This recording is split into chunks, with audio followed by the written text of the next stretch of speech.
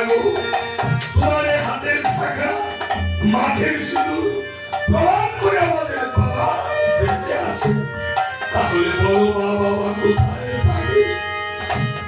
ক্ষমা গইয়ে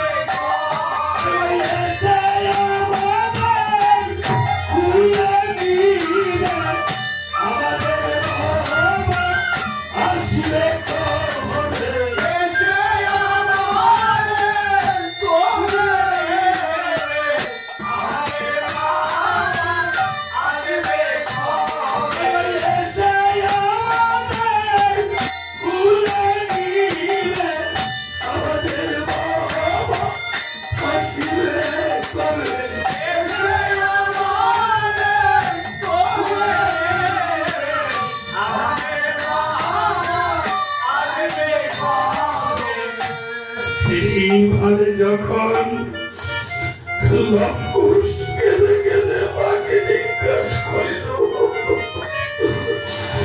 সীতা দেবী নয়নের জল ছেড়ে বলছে বাবা রে,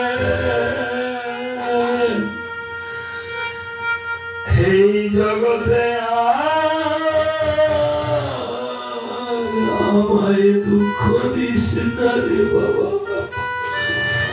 বাবা তোদের পিতার কাছ থেকে যেই দুঃখ পেয়েছি, এই কাটা ঘায়ে নুনের ছিটার দিস না। আর কোনদিন যদি আমাকে তোদের পিতার কথা জিজ্ঞাসা করিস, আমি সময় হয়ে তোদের পিতা কোথায় থাকে বলবো। আমি না বললে কোনদিন, আর যদি পিতার কথা জিজ্ঞাসা করি তাহলে আমার মরা মুখ দেখবি।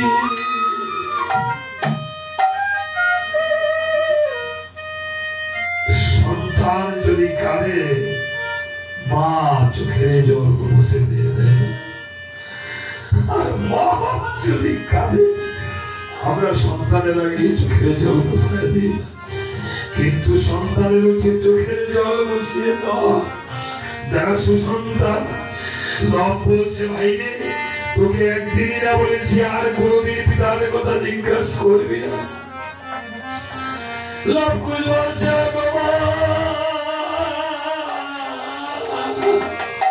আর কোনদিন তোমাকে পিতার কথা জিজ্ঞাসা করিব না।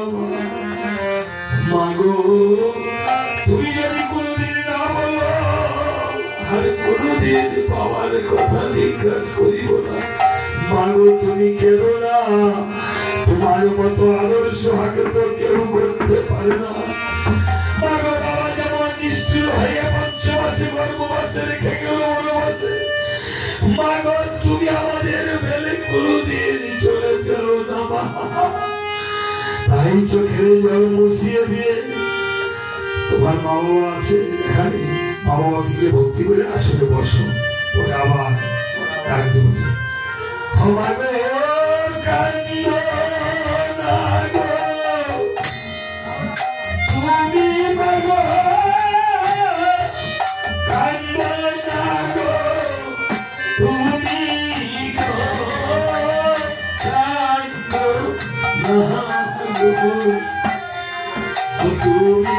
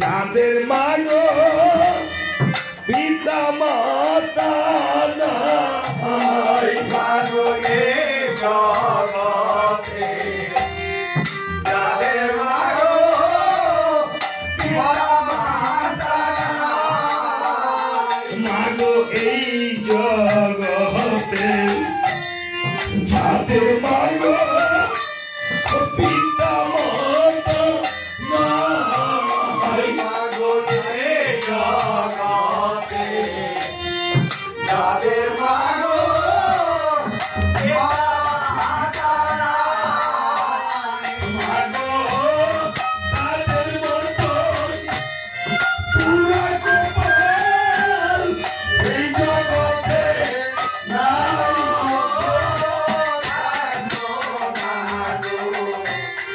তুমি মাগো মাগো তাদের মতো গোপাল পুরা এই জগতে নাই